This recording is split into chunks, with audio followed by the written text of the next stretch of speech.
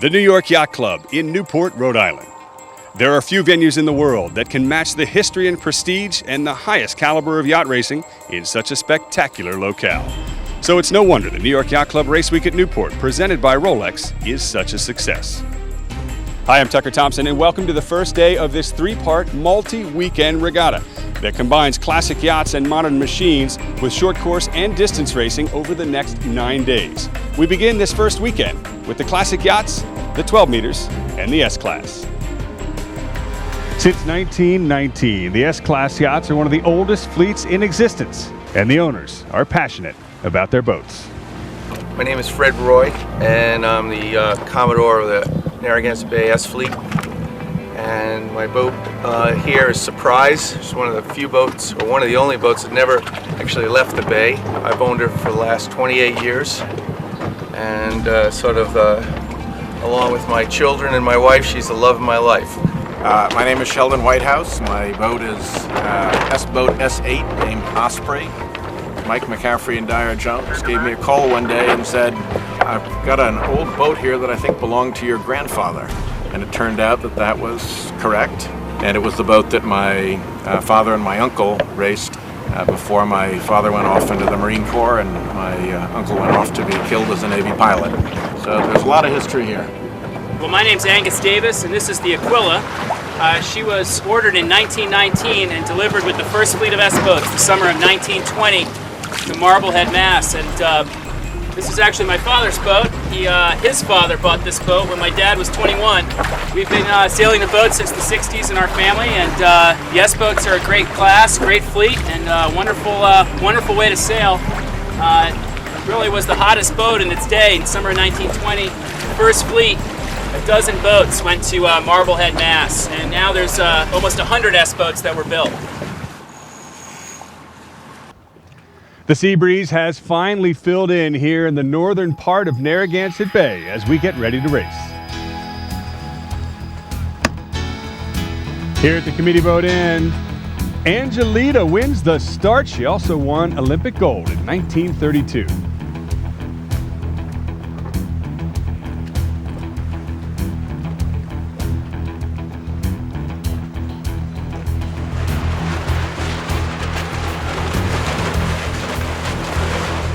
Sunny tacks immediately to port.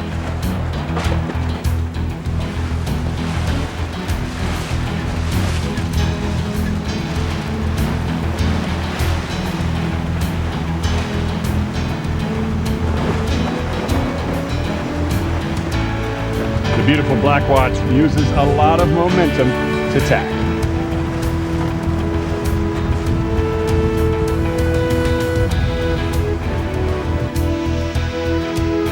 The breeze continues to freshen as the next line of classic yachts starts the race. A beautiful mix of S&S boats, Looters 24 and R-Class, and of course, the 6 meters.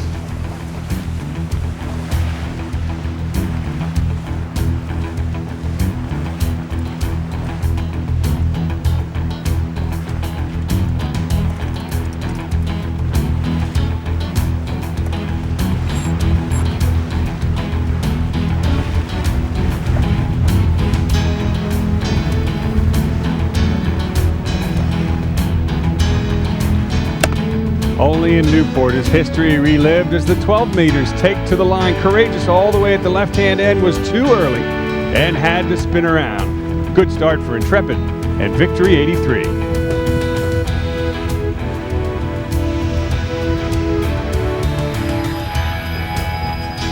It's Laura, USA, American Eagle, and Columbia next on the line. All the boats pushing it. Here's the gun.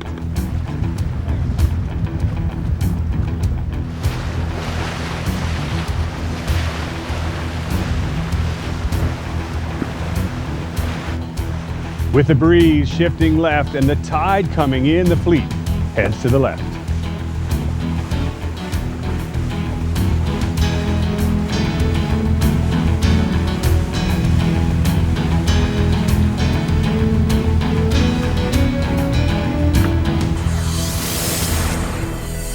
It's history relived as the beautiful S-Class approaches the line, the final class to start.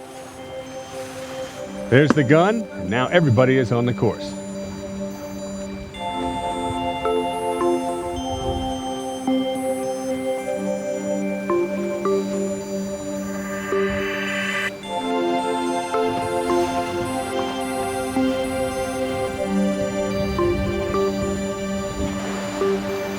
With the beautiful Sumaron out to the right, and Blackwatch here in the foreground, the S-Class yachts work their way through the middle.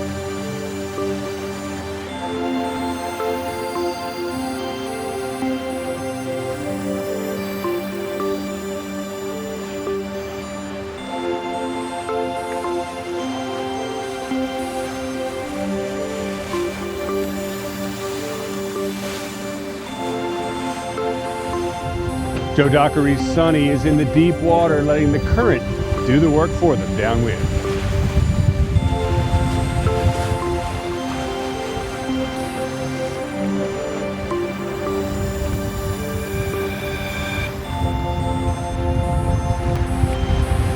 After being designed almost 100 years ago, just look at how close the S-Class still is, the essence of one design racing.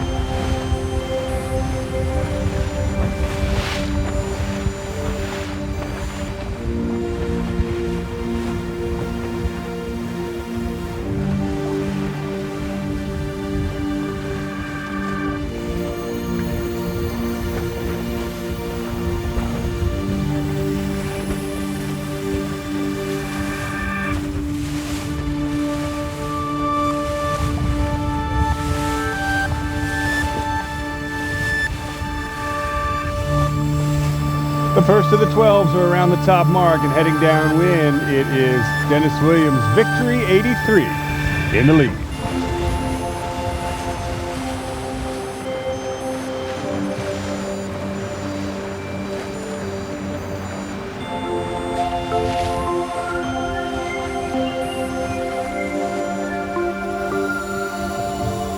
Close maneuvering as the S-Class approaches the top mark.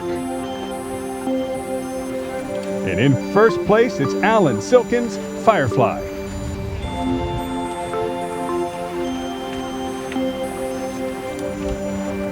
Wow, very close maneuvering. 22 throws it in there, but not without an argument from Stephen Sloan's argument.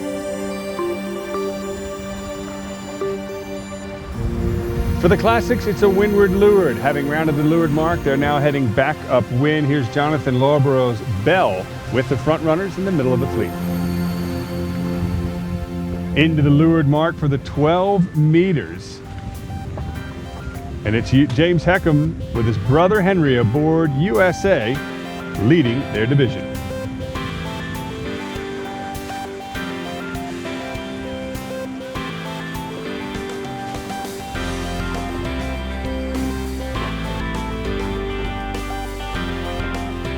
With Kip Curran's Laura just behind.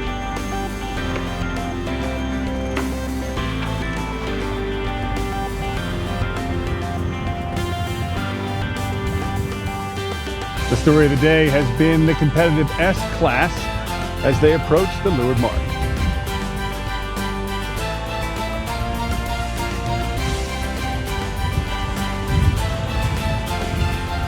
Out in front, it's Swallow.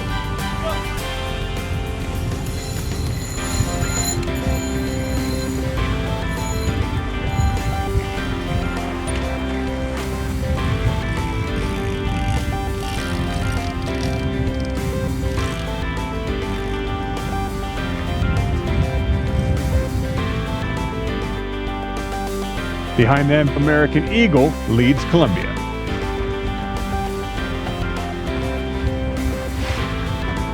Upwind with the 12s, it's a lead change as Intrepid has passed Victory 83.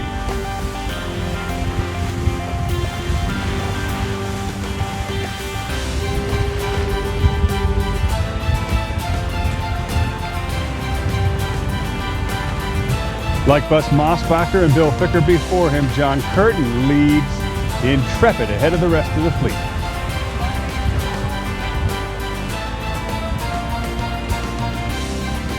It's a three-boat battle at the top mark in the S-Class. Almost a four-boat battle, and tough to tell who's going to be in the lead. One boat was bow forward, but they're slow. The other one rolls over the top, and the dark boat with the most amount of speed is just too high, so 24 hangs on to the front, leads Mitchell's Swallow.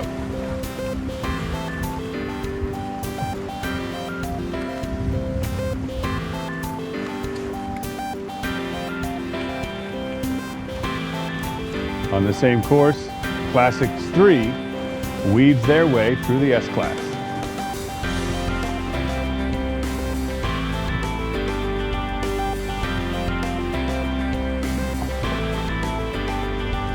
In the Classics 3 division, Joseph Hubbard's Ruida takes line honors.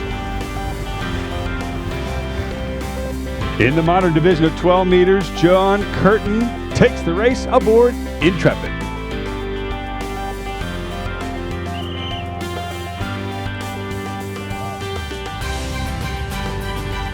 For almost 100 years and 10 miles worth of racing today, that is the way a one design race ought to finish. It'll give the race committee a headache here in the S-Class between 7, 8, 24, and 51. Your guess is as good as mine. It's a four-way tie for the front. Just 2 lengths to go. It'll be a photo finish. Wow, I would just give the race to 51, Aquila.